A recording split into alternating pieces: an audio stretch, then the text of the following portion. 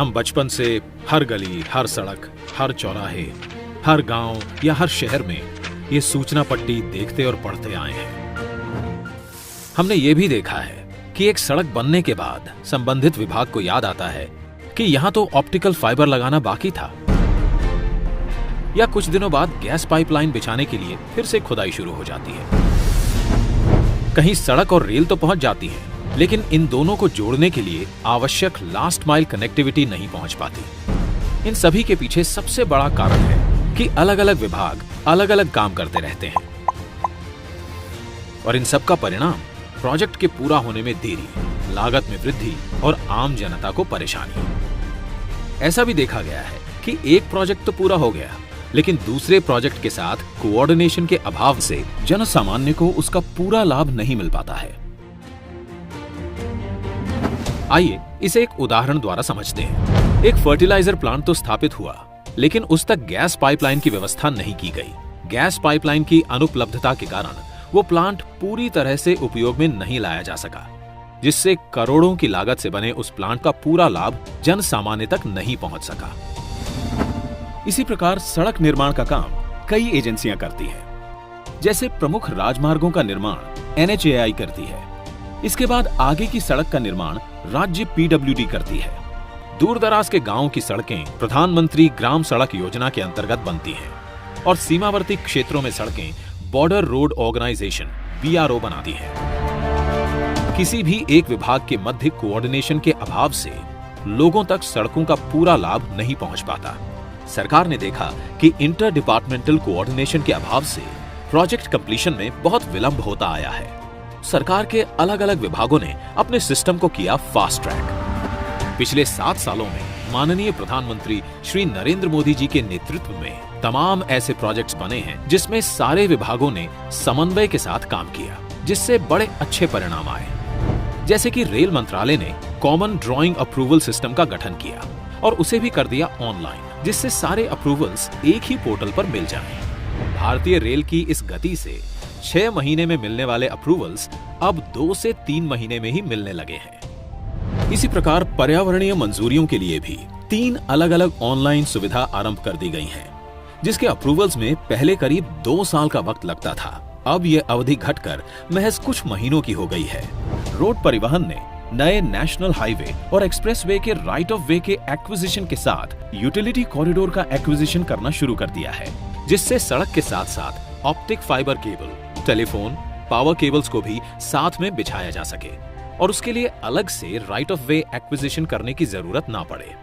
इन सारे प्रयासों से यूटिलिटी लगने में बहुत तेजी आ रही है और इनका लाभ जन सामान्य तक जल्द से जल्द पहुंच रहा है। इसी प्रकार दूर संचार विभाग ने राज्य सरकारों की मदद से राइट ऑफ वे के एक्विजिशन की प्रक्रिया को सरल बनाया है, जिससे टेलीफोन और OFC केबल डालने की प्रक्रिया तेज हो चुकी है, और अब टेलीफोन और इंटरनेट कनेक्टिविटी गांव-गांव तक पहुंचाई जा रही है। अब समय है इन प्रयासों को इंस्टीट्यूशनलाइज करने का। जब देश आजादी का अमृत महोत्सव मना रहा है, तब समय है इन प्रयासों को गति देने का, शक्ति देने का। इस बार लाल किले से प्रधानमंत्री जी ने कहा, भारत को आधुनिक इंफ्रास्ट्रक्चर के साथ ही इंफ्रास्ट्रक्चर निर्माण में होलिस्टिक अप्रोच, इंटीग्रेटेड अप्रोच अपनाने की बहुत जरूरत है।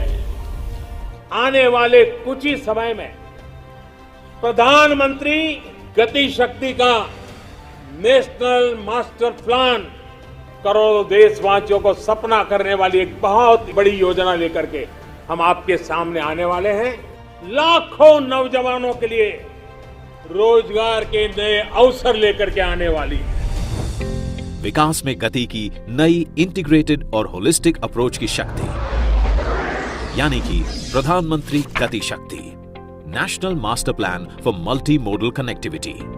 इसके अंतर्गत इसरो द्वारा विकसित BISAG-N इंटीग्रेटेड पोर्टल पर 16 मंत्रालयों को जोड़ने वाले 200 से ज्यादा लेयर्स काम कर रहे हैं, जिससे सभी विभागों को एक दूसरे के काम की मिलेगी विजिबिलिटी। PM गति शक्ति योजना द्वारा रेल, रोड, पोर्ट और सिविल एविएशन सभी आ जाएंगे एक बड़े अम्ब्रेला प्लान के तहत। अब पोर्टल के माध्यम से किसी भी विकास एवं निर्माण कार्य में सभी स्टेक होल्डर्स के बीच समन्वय होगा, जिसके तहत एक ऐसी व्यवस्था बनाई गई है कि सभी ग्रुप में एक साथ बैठकर बेहतर प्लानिंग कर सकेंगे। इससे लैंड एक्विजिशन के साथ साथ काम भी एक साथ होगा, तो परियोजनाओं की लागत में भी कमी आएगी। केंद्र सरकार से लेकर राज्य सरकार के विभागों तक, लोकल अर्बन बॉडी से लेकर निजी कंपनियों तक, सभी में होगा ऐसा तालमेल जो आज तक कभी नहीं देखा गया। नेशनल मास्टर प्लान से न केवल विभाग बल्कि उनकी योजनाएं भी एक छत के नीचे आएंगी, जिससे उनके अमल की गति बढ़ेगी। इसके कार्य करने की प्रक्रिया को एक उदाहरण द्वारा समझते हैं। अब जब किसी भी बंदरगाह की योजना बनती है तो वो आने वाले अगले 40 से 50 वर्षों को ध्यान में रखकर बनाई जाती है। तो इतनी विशाल स्तर की परियोजना अब सिर्फ शिपिंग मंत्रालय तक ही सीमित नहीं होगी, बल्कि सड़क और रेल नेटवर्क को भी उचित क्षमता के अनुरूप बनाया जाएगा। नेशनल मास्टर प्लान से ये भी पता लगाया जा सकता है कि कहां पर सड़क बनी है और कहां पर नई सड़क के निर्माण की आवश्यकता है। नेशनल मास्टर प्लान में हर मंत्रालय का डेटा निरंतर अपडेट होता रहेगा। यही नहीं, नेशनल मास्टर प्लान द्वारा किसी भी सामान को गंतव्य स्थान तक पहुंचाने के लिए सही मार्ग और किराए का चयन किया जा सकता है। एम्प्टी फ्लो डायरेक्शंस में ग्राहकों द्वारा माल ढुलाई में विशेष छूट ली जा सकेगी। मास्टर प्लान से संसाधनों का सर्वोत्तम उपयोग होगा। तभी तो पश्चिम भारत के प्लांट से आई खाद उत्तरी क्षेत्रों के खेतों को लहलहाएगी और किसानों में खुशहाली लाएगी। साथ ही नेशनल मास्टर प्लान निवेशकों को बताएगा कि जहां पर वे अपना निवेश करने वाले हैं वहां सड़क और रेल की उपलब्धता कैसी है, इंडस्ट्रियल एरियाज और आसपास का एनवायरनमेंट कैसा है। इससे बिजनेस और रोजगार के अवसर बढ़ेंगे। अब देश में गति की परिभाषा केवल यातायात ही नहीं, यहाँ शामिल है गति निर्णय की, गति सरकारी कार्यों की। इस प्लान को गति मिलते ही भारत में ऐसा इंफ्रास्ट्रक्चर आकार लेगा जिससे रेल से रोड पूरक हो, रोड से सी पोर्ट पूरक हो, सी पोर्ट से पोर्ट पूरक हो, ताकि रोड, रेल, बिजली, optic fibre cable, gas pipeline जैसी सुविधाओं से देश का कोई कोना वंचित ना रहे। तभी तो प्रगति में आएगी तेज गति। इंटीग्रेटेड मोबिलिटी द्वारा लोकल उत्पादों की बड़े बाजारों तक पहुंच बनेगी आसान। हमारे उद्योग भी होंगे कंपटीशन के लिए बेहतर तैयार और निर्यात होगा सुगम और देश की अर्थव्यवस्था के चक्के तेजी से घूमेंगे। वर्क इन प्रोग्रेस बनेगा वर्क इन पेस। प्रधानमंत्री गति शक्ति, national master plan for multi modal connectivity.